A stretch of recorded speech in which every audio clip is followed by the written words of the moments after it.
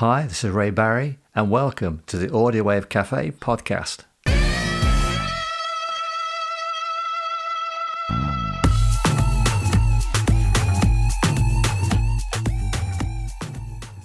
On this episode, my guest is John Hewitt, one-time drummer with King, one of Coventry's top 80s bands.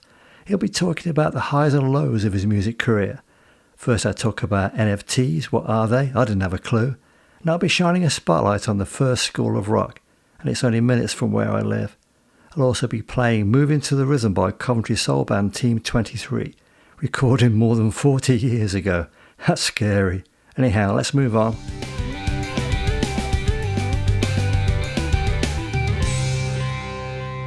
Where do I start? I was slightly regretting choosing NFTs as a topic. It's digital technology and it doesn't sit that easy with me. So forgive me for not going into the technicalities of MetaMask wallets, blockchains and other such terminology. NFT stands for non-fungible token. It's a digital certificate of authenticity. And when you buy one, it's digital proof that you and only you own it. Your NFT can't be replicated. But let's say you're the owner of an NFT of a digital piece of art. Let's say a cat. No one will ever take it off you unless you sell it. But if you display it on your website, there's nothing stopping someone from copying it and displaying it on their website. So while you're bragging to anyone who will listen that you own an NFT of a cute cat, others on the web have copied your cute cat and also bragging about how stupid you are, and there's nothing you can do about it.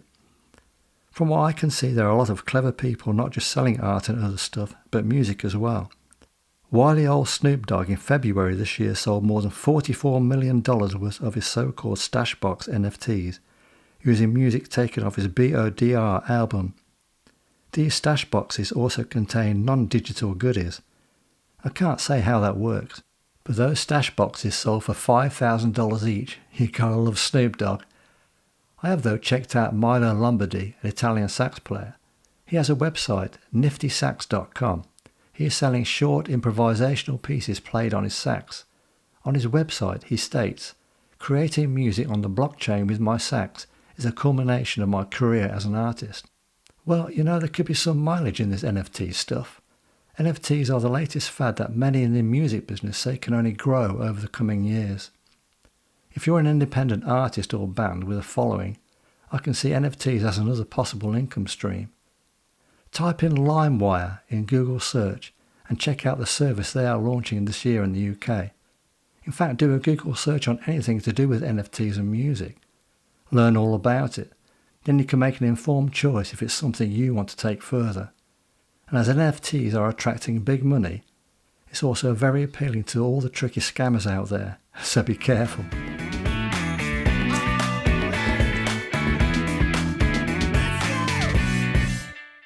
My guest today is John Hewitt, probably best remembered as a drummer in Coventry's top 80s band King, but for more than 10 years he's been playing soul and Motown favourites in one of the Midlands' premier bands, Junction. John, thanks for joining me in my studio. Hi, Ray. You're welcome. It's my studio. There's only a couple of mics and a little recorder and a couple of chairs. John, you formed your first band with Stig Foster in 1976 called Solid Grease. What kind of music did you play? It was just basically self-written pop songs. I wrote some of the lyrics, unfortunately, but it was just pop songs because we were fairly inexperienced players, so we were just messing about really and throwing ideas together.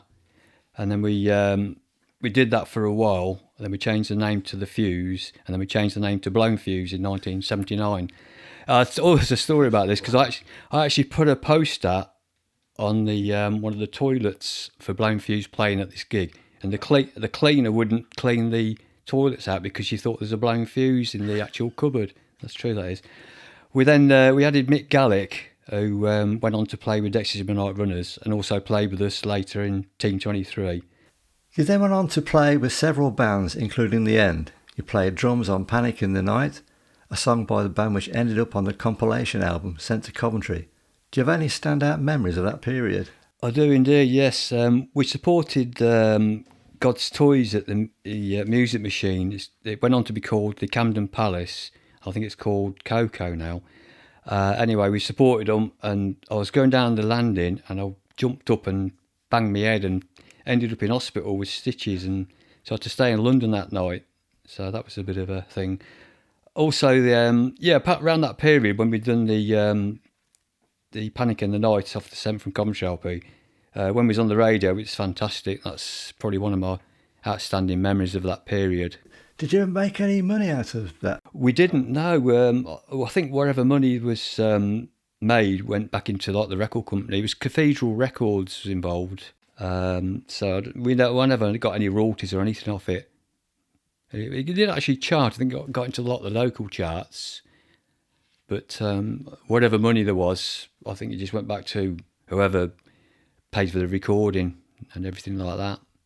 Later he then helped form soul band Team 23 with, among others, Graham Smith and Jerome Heisler. Was that the kind of music that interested you? Not really, not at all, because at that particular period, I was into like new wave and punk. So like soul was, where's that come from? What did you join the band then? Well, I was in the end with Jerome and Adrian, and he just said one day, I want to form a soul band. And he said, what do you think? I said, well, I don't know. And then he gave me a load of soul albums, and he said, well, we're going to get Dave Pepper and Graham Smith out the excerpts. Right. So the five of us formed this band, and we just took it from there, really. I'd no sort of soul aspirations, you might say. I mean, I was into bands like Squeeze and Clash, Ian Jury, Buzzcocks, Undertone, Sex Pistols, and I was lucky I managed to see them all. So, to learn like Tamil and Motown drumming was a completely new way of thinking for me. But, we started to go from playing the end songs and excerpt songs and making them into soul songs. A synthesizer to do the brass, and then we added the brass bit later on. That's interesting stuff to me. I've never played in a band that's got brass. Yeah, went from like Adrian playing the brass parts on the synthesizer, and then Jerome decided that we were going to have a trumpet player and a sax player, and Dave Pepper didn't like it. He didn't want to do with brass. He didn't like the idea of brass, so he left. So we got Jim Lansbury and later of King, all that sort of thing. So Jimmy replaced Dave Pepper, and we got Lynn Thompson and Roy Wall to do the brass parts. That was about the April of 1980. John Bradbury of The Specials paid for and produced a single for the band called Moving to the Rhythm. Now, you must have thought the future was looking up for the band. I did, yeah. I thought we were really going places. We released Moving to the Rhythm. That was about December 1981. Then we recorded an EP on the Rolling Stones Mobile Studios. Brad paid for that again. We was headlining things like that, London, Dingwalls, them sort of places. And we'd just done the Specials tour in the October of 1980. So it was all really going really well. And then Lynn and Roy decided to leave in the March, which was pretty devastating. So we had to replace them with the Swinging Laurels, who was involved in Fun Boy 3 a bit later on. Did the Telephone Always Rings single, 1982, with Terry and everything. Then the band actually split. That particular whole band then just split in April of 1981. And then we reformed with Mick Gallick, who was in Blown Fuze with me. And later on in Dexys with Come and Eileen. And we did one gig. We did rehearse for 6 months. That was me, Jim. We got Lynn Thompson back involved again. Jimmy did the singing. And then we had Pete Rowland, who was our manager, who brought his brother down, Kevin, to rehearsal. So we were thinking, we're going to get some tours and gigs out of this. Yeah. So we all goes up to the Rocket Pub in Coventry, has a drink and everything, and turned a few heads and stuff. Next thing you know, Mick says, I'm joining Dexys. And I went, oh. And it was a bit of a shock because I thought, Kevin's going to give us some support or whatever. But he didn't. He come down to our rehearsal to basically poach Mick. You thought, can't believe this is happening. So we did one gig at the Sportsman's Arms in Coventry, and that went down to storm, that did. We could have done residency out of that. So when after that, we had to tell everybody that Mick's leaving, he's joining Dexys. So Jim, that was it. He just went and joined Paul King, because the Reluctant Stereotypes had split up. Jim and Lynn joined, or they were Raw Screens before King. We tried to replace Jim, it was impossible. And we swapped bass players. We had Steve Wynn and Dexys had Mick Gallick. So it was a basic swap for rehearsal, but it never went anywhere. We did one silly gig in a school, I think, but we never got anywhere again. So the band completely split by that particular time, which was about September 1981. Why was it impossible to replace Jim? I don't know. It's just his style of guitaring, and it's just some people I don't think you can replace. He's you know, he was just the band. I thought he's such a slick style of playing. We got other people in, they just couldn't cut the mustard. When he replaced Dave Pepper in Team 23, Dave was more rocky, I think, at that time, and then Jim just was, just a lovely style, just a different style basically, but a lovely style. If you listen to his guitar and I'm moving to the rhythm, there's a little, I think it's in the middle 8 part, you can hear Jimmy playing. It's lovely, you know. So to try and get somebody to replicate that was impossible. Right, and I will be playing that song later on in the podcast, right. I've seen a record cover where the artwork is by Stonky. That's you, isn't it? It certainly is. I don't know where the nickname came from, but I know Graham Smith gave it to me. You'd have to ask him about that. It's quite a cheeky name, really, isn't it? But it's good. Yeah, are you a bit of an artist then? I am, yeah.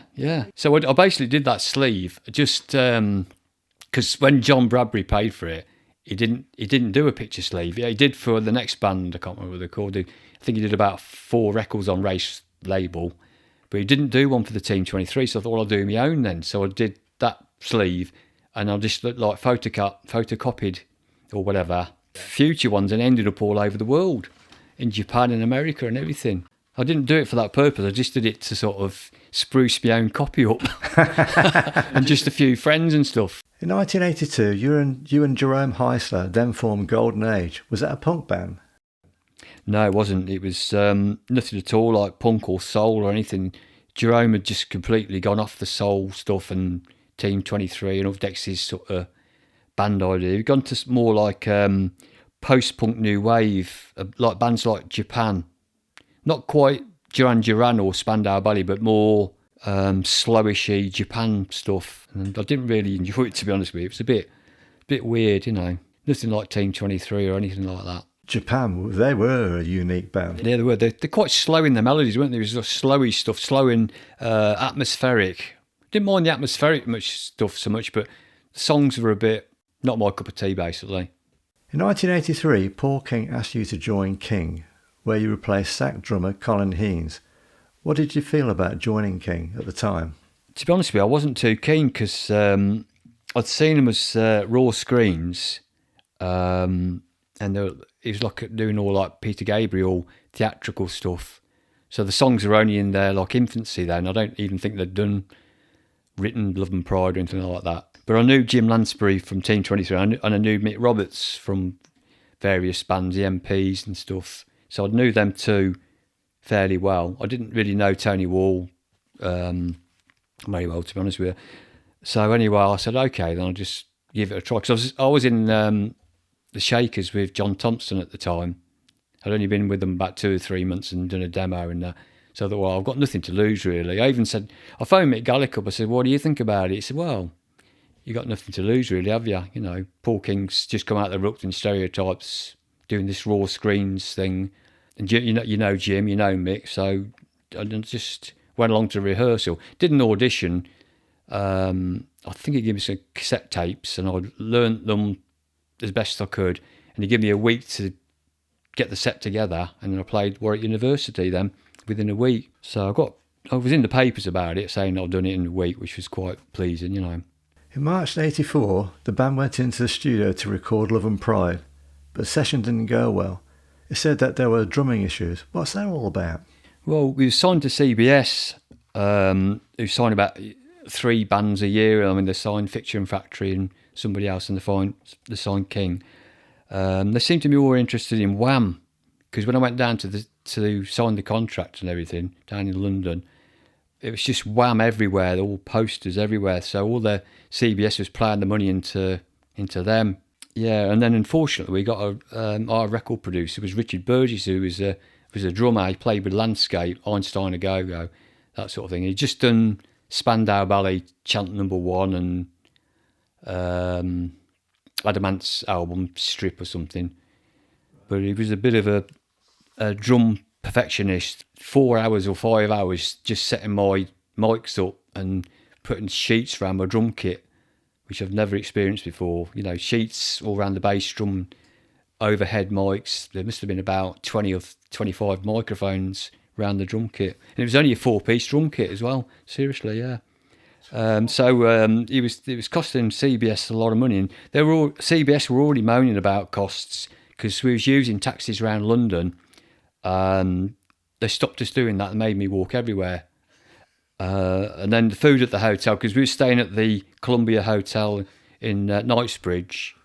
And I said to Paul King one day, well, we'll have kippers for breakfast and things like that, and really expensive breakfasts and dinners and everything. And next thing we know, CBS are having to go at us. And so, they were just really being tight about everything. Well, they wanted you to have a bacon sarnie, for God's sake. Yeah, I know. I mean, I don't know whether Paul King still got the taxis, but I certainly didn't. I wanted to have to walk everywhere.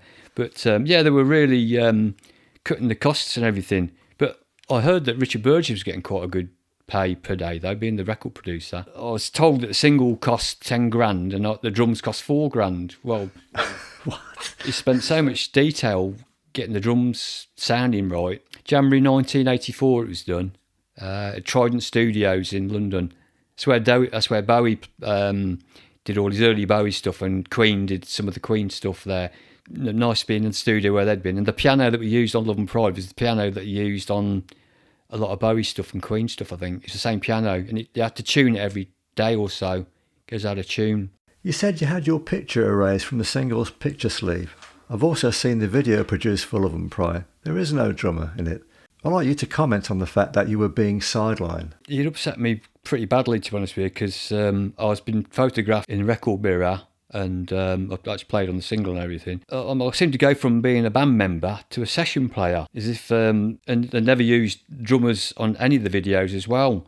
It seemed, to be honest with you, it all just seemed about Paul, which sort of made sense in the end because the band was called King, and it really annoyed me a little bit because I'd done gigs, tours, and toured with them for quite a long time. I did live TV, Italian TV, doing Fish, 3 weeks in Barnes Studios doing all the demos, another studio doing demos, Radio 1 sessions, and then Paul just says, oh, well, you're just the drummer, which was not very nice, is it, But I always knew that CBS and Perry Haynes, I think they was aiming Paul to be the next sex symbol to front the band. So I become a drummer into a session player, really. And I'd signed a record contract as well. That seems grossly unfair to me. Yeah, it was. You then took about a 10-year break from drumming. Why was that? Well, I was totally disillusioned from, the music business. I just didn't want to play anymore, basically. What did you do in that 10-year period? Did nothing, really. I mean, Terry Hall asked me to join the Colourfield later in 84, but I thought, well, it's quite depressing stuff when I heard the demo tapes. I did meet them all. Nothing came of it. Do you receive royalties for Love and Pride? Well, thankfully I do, because in the current climate with this gas, electric and petrol, I've set up a direct debit from PPL to EDF. Yeah, I've just, any money I get, I said, well, don't give it to me, just send it straight to EDF or BP. Yeah, I do, yeah, thankfully.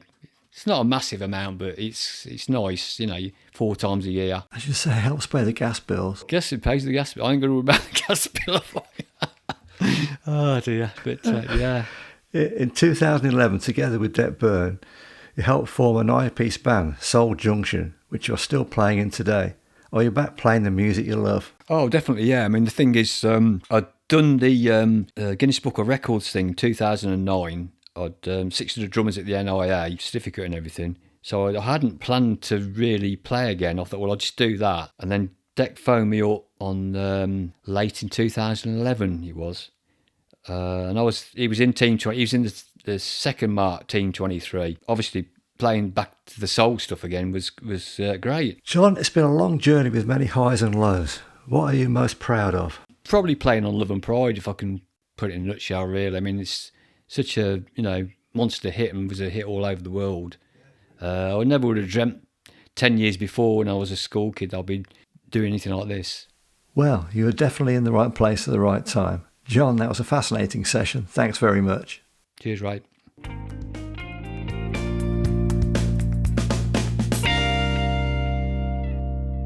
School of Rock was a 2003 film starring Jack Black. There's a rumour that the film's producers had modelled their film on the School of Rock music based in Philadelphia. Now, I've been living in Rugby for more than 30 years, and it's only a few years ago that I discovered that probably the world's first School of Rock was actually based just up the road from my home. In 1962, Reg Calvert, former popcorn seller, opened the School of Rock and Roll in Clifton Pond, Dunsmore in the early 60s. His dream was to nurture his own stable of future rock and roll stars, after being inspired by Rock Around the Clock by Bill Haley and the Comets. Clifton Hall was a large house in its own grounds. It was here that 20 or so young musicians would practice to reach the level of professionalism required by Reg to play in dance halls and package tours, performing Elvis Presley and Buddy Holly hits. And some, like Pinkerton's Assorted Colours, The Fortunes, and Danny Storm and the Strollers, went on to achieve commercial success. It was at Clifton Hall that the groups would practice and also relax around a billiards table or go horse riding and archery. But booze and girls were strictly forbidden. How did that work out for them? The school continued for a few years until Reg Calvert sold Clifton Hall to finance buying a pirate radio station. Unfortunately, Reg was shot to death by a rival radio station owner. He was survived by his daughter, Susan Moore. She has published several books about the School of Rock and the pirate radio stations. She's also an accomplished artist and has her own studio in Philongley, north of Coventry. You can find Honest Idea by Danny Storm and Strollers on YouTube. There's one video with the group actually playing the song at Clifton Hall. By the way, Danny Storm, I believe you're out there somewhere. I'd love it if you got in touch. If there is any building that deserves a blue plaque to commemorate its status as the first School of Rock, then it should be Clifton Hall. I believe Beatles even visited the place, but they had their apprenticeship, as George Harrison would say, in the sweaty, seedy nightclubs of Hamburg. And I'm damn sure there was a lot of booze and girls there.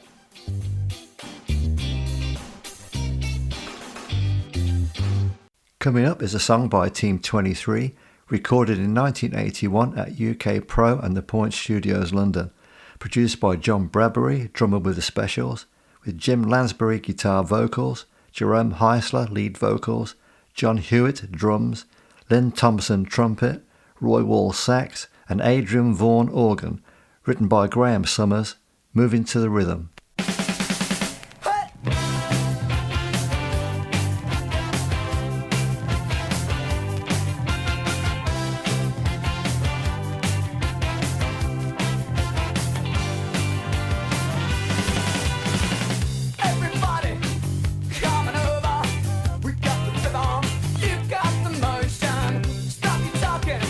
What you doing? Come on, dance and step in and a cruise in.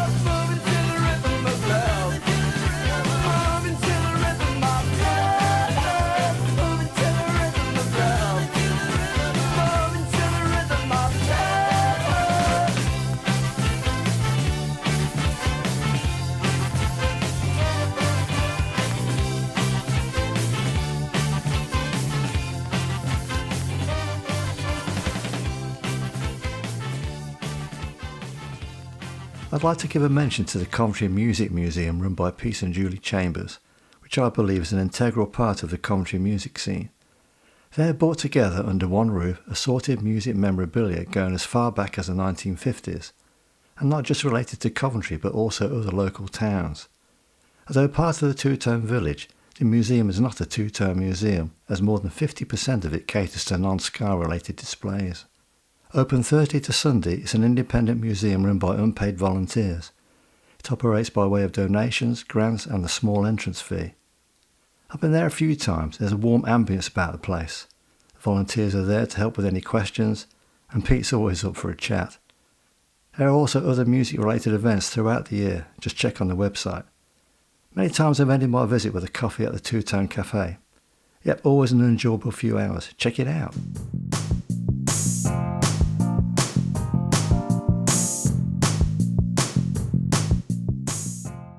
Many thanks again to my guest, John Hewitt. On the next podcast, my guest will be Carrie Reichardt. She's the artist who created the Scarred for Life mural at Palmetto Bus Station, Coventry. I'll also be talking about racism in music, and I'll shine a spotlight on Coventry band The Selector. Look out for podcast number 6, released on Sunday the 29th of May. I think that's it. Yep, I'm done. Till next time.